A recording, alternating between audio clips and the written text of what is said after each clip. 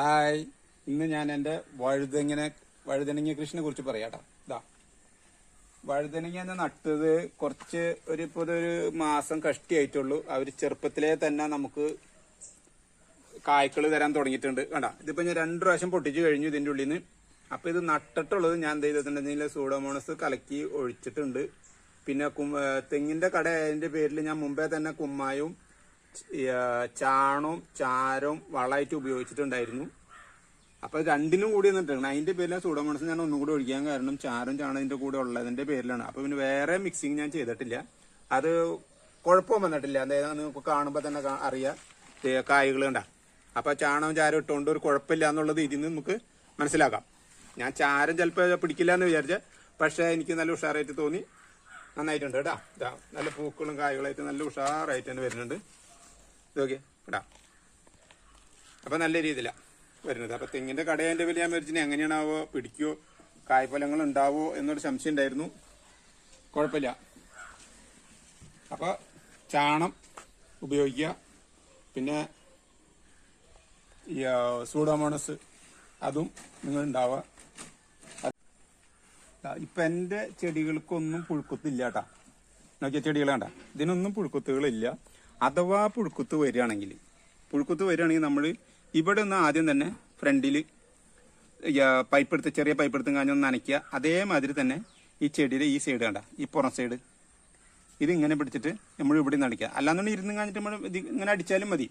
ആ 2 സൈഡും വെള്ളം നനയ്ക്കണം എന്നാണ് ഞാൻ പറഞ്ഞതിന്റെ ഉദ്ദേശം. അടാ ഇവിടെയും ഇവിടെയും നന്നായിട്ട് വെള്ളമടിച്ച് തണ്ടുമ്പോഴും എല്ലാം മാത്രമല്ല തണ്ടുമ്പോഴും ഇട്ട് നന്നായിട്ട് വെള്ളമടിച്ചതിന് ശേഷം ഇത് വെള്ളം ഉണങ്ങി, അതായത് കുറച്ച് നേരം ഉണങ്ങിയതിന് ശേഷം നമ്മൾ നമ്മുടെ സൂഡോമോണസും ഇത് അടിക്കുക.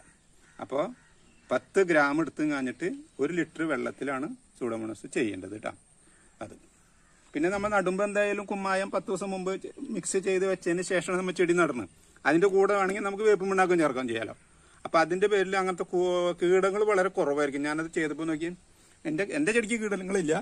വന്നാലാണ് ഞാൻ പറഞ്ഞിട്ടുള്ളത് കേട്ടോ. അല്ലെങ്കിൽ ഇങ്ങനെ ചെയ്താലും വരാണ്ടിരിക്കാം. നമ്മള് ഈ വഴുതനങ്ങ എന്ന് പറഞ്ഞു കഴിഞ്ഞാൽ 3 വർഷം 4 വർഷമൊക്കെ സുഖമായിട്ട് ഉണ്ടാവുന്ന സാധനമാണ്. 5 വർഷമൊക്കെ നിൽക്കുന്നത്.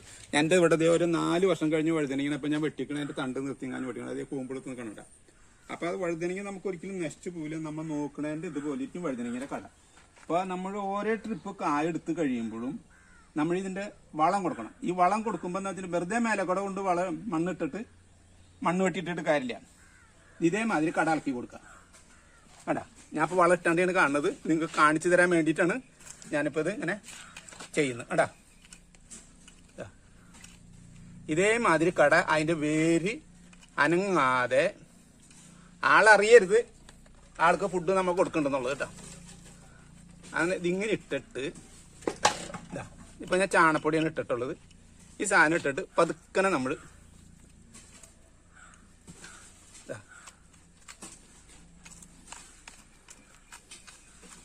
കണ്ടാ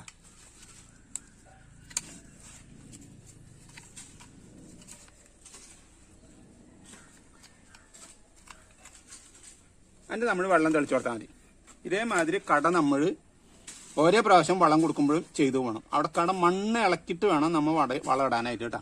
വെറുതെ അതിന്റെ മേലക്കൂടെ കൊണ്ട് ഇട്ടിട്ട് ഉപകാരമില്ല. കാരണം അതിന് ശരിയായിട്ടുള്ള രീതിയിൽ വളർച്ച കിട്ടില്ല. ഇതാകുമ്പോൾ നല്ല രീതിയിൽ വരും, നമുക്ക് സന്തോഷമായിട്ട് കായകളും കിട്ടും. അപ്പൊ നിങ്ങൾക്ക് ഈ വീഡിയോ ഇഷ്ടപ്പെട്ടു എന്ന് വിചാരിക്കുന്നു.